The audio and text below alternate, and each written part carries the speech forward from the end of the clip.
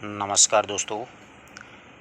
इस वीडियो में अपन लोग चर्चा करने वाले हैं मूल्यांकन के कुछ वस्तुनिष्ठ प्रश्नोत्तर हैं, उनके बारे में एसएसटी से संबंधित रीट परीक्षा को ध्यान में रखते हुए।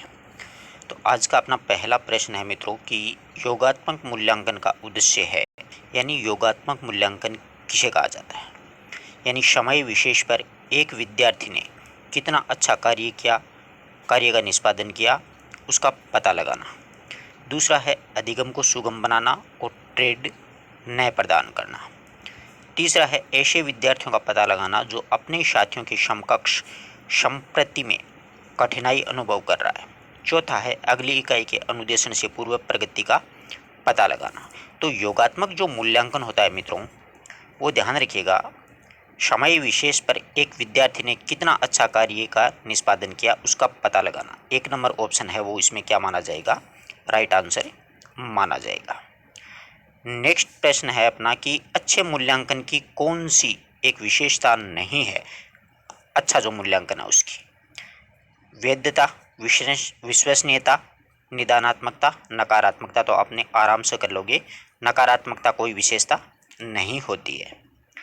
नेक्स्ट क्वेश्चन है अपना कि निम्नलिखित में से कौन सा एक सामाजिक विज्ञान में मूल्यांकन का मुख्य उद्देश्य है। इसमें से एक उद्देश्य अपन को पूछा है, छात्रों के ज्ञान की जांच, उत्तम कक्ष की जांच, शैक्षिक नियोजन, सामाजिक विकास। तो सामाजिक विज्ञान में मूल्यांकन का मुख्य उद्देश्य होता है सामाजिक विकास, यानी बच्चे का ठीक से विकास हुआ है कि नहीं है, यानी समाज के सदस्यों से वो ठीक से बर्ताव कर रहा है कि नहीं कर रहा है।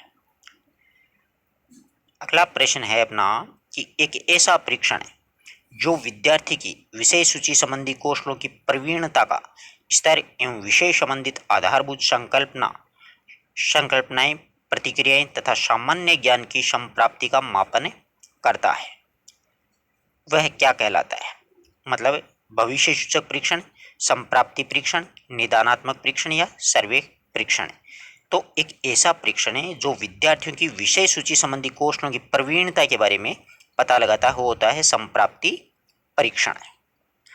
नेक्स्ट क्वेश्चन आज का अपना कि निम्नलिखित में से कौन सी एक परीक्षण की तकनीक की विशेषता नहीं है। यानी निम्न में से कौन सी एक तकनीकी परीक्षण की विशेषता नहीं है। विभेदीकरण, वैधता, वस्तुनिष्ठता, मितव्यता। तो मितव्यता इसमें स्पष्ट दिखाई दे रहा है, मितव्यता इसमें कोई इनसे संबंधित नहीं है, क्योंकि कोई भी परीक्षण होता है वो विभेदीकरण होना चाहिए, वैध होना चाहिए, वस्तुनिष्ठ होना चाहिए, जबकि ये मितव्यता का तो कोई औचित्य नहीं है। यहाँ पर संज्ञानात्मक पक्ष का उच्चतम स्तर किसे माना गया है, ज्ञान को, मूल्यांकन को, संश्लेषण को या फिर बोध को।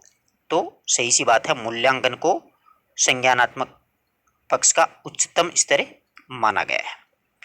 नेक्स्ट अपना प्रश्न है कि निम्नलिखित में से कौन सी मूल्यांकन की व्यापक विशेषता नहीं है।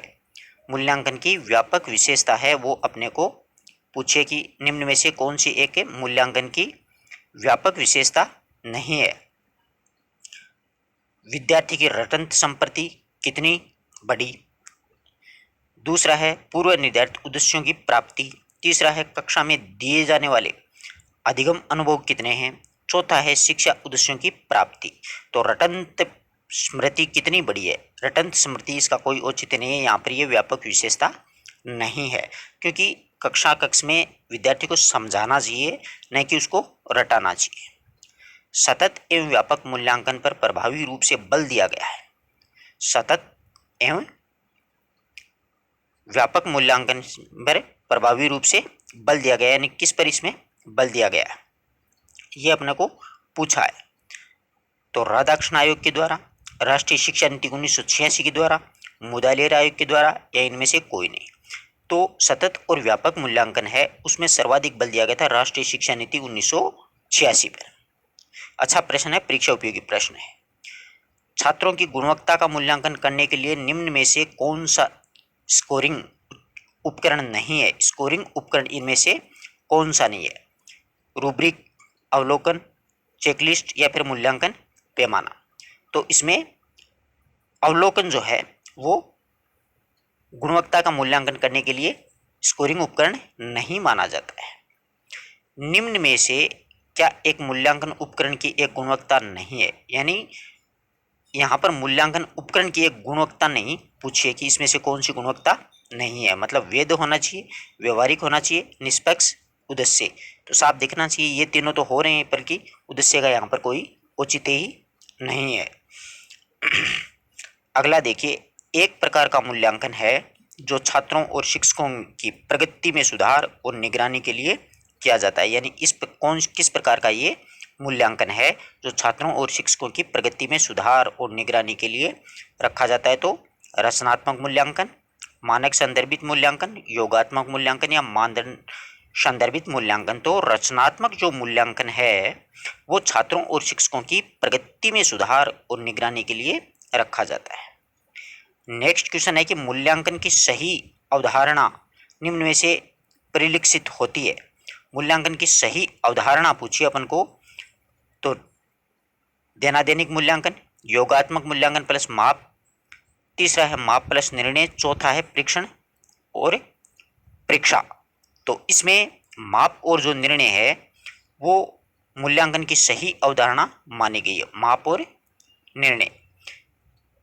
एक परीक्षण की विश्वसनीयता का अर्थ होता है, यानी परीक्षण की जो विश्वसनीयता होती है उसका एक अर्थ पूछा अपन को, जैसे परीक्षा अंकों की परिशुद्धता, परीक्षा अंकों का विकास, परीक्षा अंकों की संगतता या फिर परीक्षा अंकों की रेटिंग। तो परीक्षा अंकों की संगतता माना गया।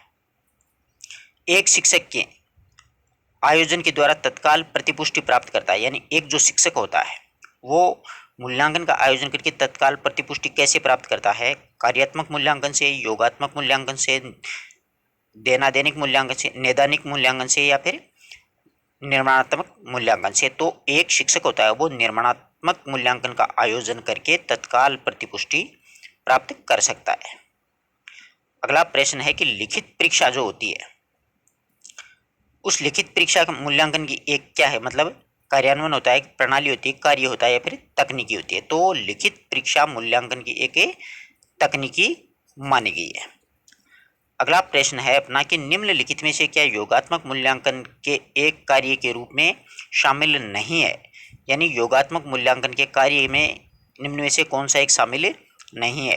प्रोत्साहन, चयन, निदान या फिर श्रेय देना।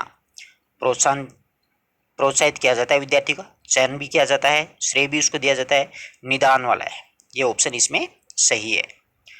निम्नलिखित में से कौन सा विद्वानों के मूल्यांकन का एक उद्देश्य नहीं है? ज्ञान, विश्लेषण, समझ या मनोवृत्ति। तो मनोवृत्ति इसमें नहीं है, क्योंकि विद्वानों का जो मूल्यांकन करते हैं तो ज्ञान भी होना चाहिए, विश्लेषण होना चाहिए उसका, और समझ भी होनी चाहिए। निम्न में से कौन सी एक अच्छे परीक्षण की तकनीकी विशेषता नहीं, यानी अच्छा परीक्षण है उसकी तकनीकी विशेषता इसमें नहीं है? विश्वसनीयता, वैधता, व्यक्तिनिष्ठता या फिर भेदबोधकता। तो इसमें व्यक्तिनिष्ठता जो है वो इसमें विशेषता नहीं है। संरचित, असंरचित एवं अर्धसंरचित, निम्नलिखित में से किस मूल्यांकन तकनीकी के ये प्रकार पूछे अपन को? तो ये जो है वो साक्षात्कार जो तकनीकी है उसके प्रकार हैं। कौन सा युग्म सही नहीं है? निबंधात्मक प्रकार के प्रश्न, वर्णात्मक, लघुत्रात्मक प्रश्न, शब्द सीमा, शिक्षक निर्मित परीक्षण, निकष संदर्भित परीक्षण, प्रत्येक विज्ञान प्रकार के प्रश्न, एक शब्द में उत्तर। तो इसमें 4 नंबर जो प्रश्न है, ऑप्शन है, वो इसमें सही नहीं है। इस प्रकार से अपन ने एसएसटी के शिक्षण विधियों में मूल्यांकन से संबंधित वस्तुनिष्ठ 20 प्रश्नों का अध्ययन किया है। ये किसी न किसी परीक्षा में आए हुए हैं, जैसे सीटेट है, द्वितीय श्रेणी है, एमटेट है, एचटेट है। तो ये आपके लिए काफ़ी महत्वपूर्ण है। आप एक बार मूल्यांकन वाला चैप्टर पढ़ के इनको अगर सुनोगे, सोल्व करोगे तो आसानी से समझ में आ जाएगी। धन्यवाद दोस्तों।